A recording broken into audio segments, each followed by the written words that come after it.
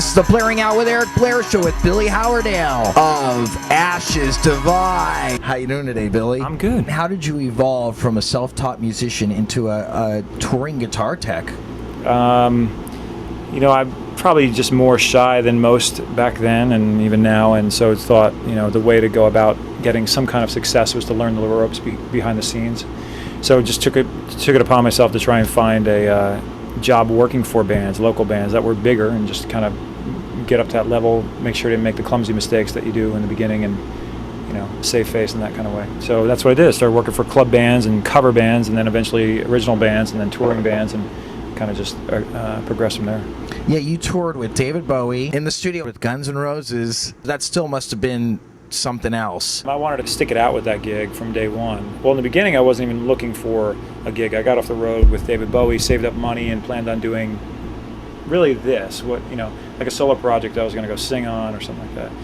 And went down with Robin Fink, who called me up. He goes, "This sounds crazy, but I got a call from Guns N' Roses to go audition. You want to come down and program some sounds for me?" So, just went down for a couple days and then kind of hit it off with the guys, and they were looking for somebody, and I volunteered, or I said I'd do a few days a week, and became more, and then I got really, emotionally attached to the project, wanted to see it out, but after a certain amount of time, I was working on the Perfect Circle stuff, which became our first record. Did you meet Josh there? Because Josh was playing drums on that Guns N' Roses stuff for a while. I met him there. Maynard had met him earlier from touring with Devo and Tool some years back. So he was telling me about this, this young kid. He goes, he's not obnoxious though. Well, he's sort of obnoxious, but he's really young and he's really good. And yeah, that's where I first met Josh. And he's obviously a great drummer. I was,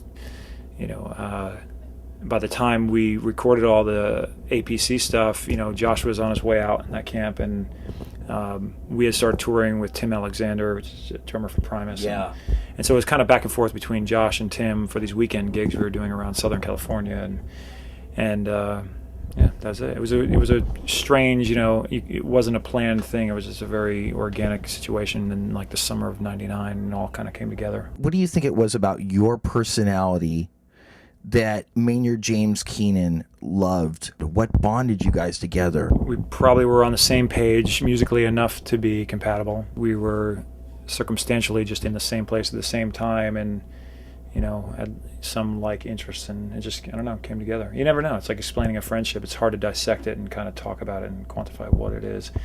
But I had no intention of having Maynard sing on my stuff, which became A.P.C.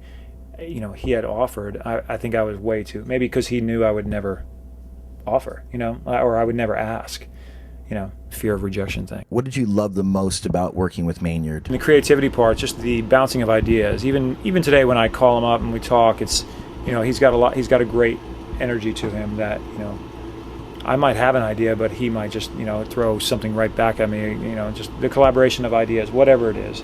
And it's nice having that when you're on the same wavelength with somebody. It's a rare chemistry, but when you find it, it can be a powerful thing. So I definitely have that with him, and I don't know what he gets from me, but I certainly get a lot from him, just in the littlest form. And he's been doing it for a long time, but I think he's very unapologetic for whatever it is at the moment that he feels strongly about, and it's one of his greatest strengths. What were the highlights of your time with A Perfect Circle? August of '99, when Maynard and I said to each other, okay, it's impossible, but let's book a show, and we'll put it, let's get something together, even though we're not ready. And that was exciting. It was just like, we put the fire under our own ass and just,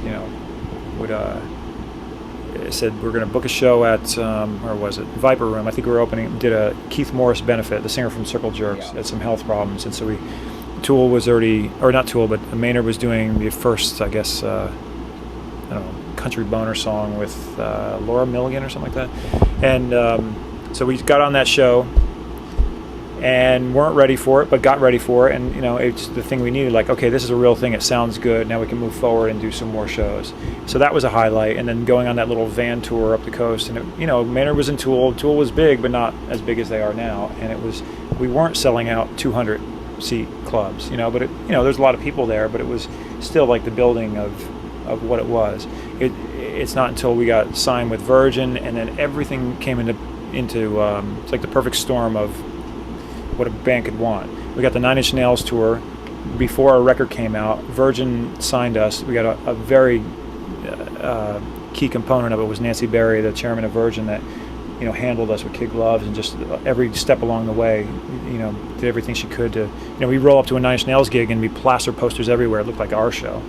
That with the David Fincher video, and then we had a great debut, and radio took to the song Judith that we had. It was just like everything came together. Were you emotionally and mentally prepared for putting together Ashes Divide in 2007?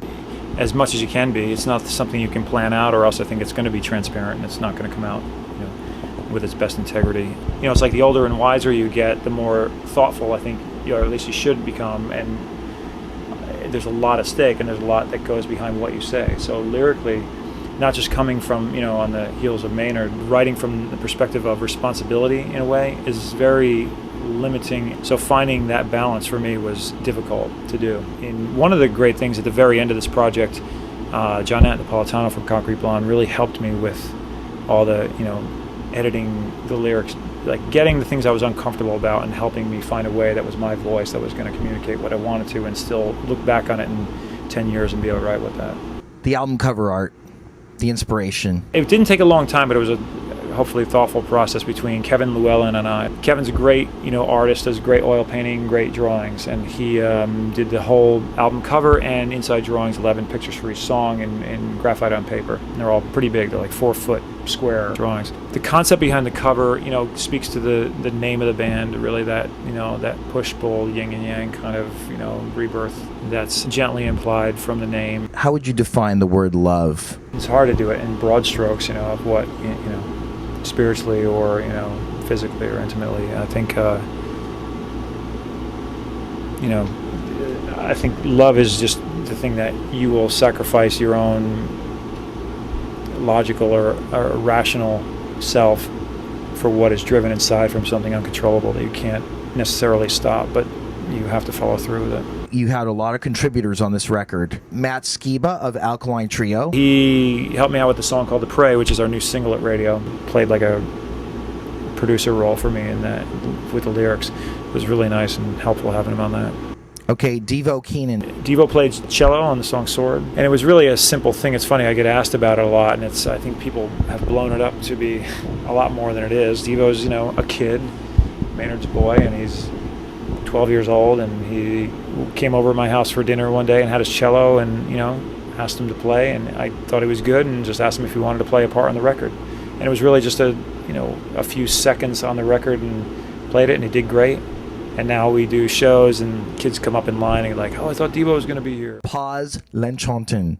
Paz helped me on Denial Waits, which was a song actually I started for a video game soundtrack. She's a very inspirational person, and she's very passionate. She found a lot of things in that song that maybe I wouldn't have found, and she helped them come to the surface. And it's one of my favorite tracks on the record. I think she was really a big asset on that. Danny Lohner. Danny's one of my closest friends. I mean, Danny's definitely one of my best friends. And so whether I pay him or not, he's going to be doing the same thing, which is basically I call him up and say, hey, what do you think about this? Or send him a mix. Or so he was, in a sense, like my executive producer. I try to really run things past him. And even if I didn't like what he had to say, I'd still do it. But I never got a whole lot of FaceTime with Danny in the studio.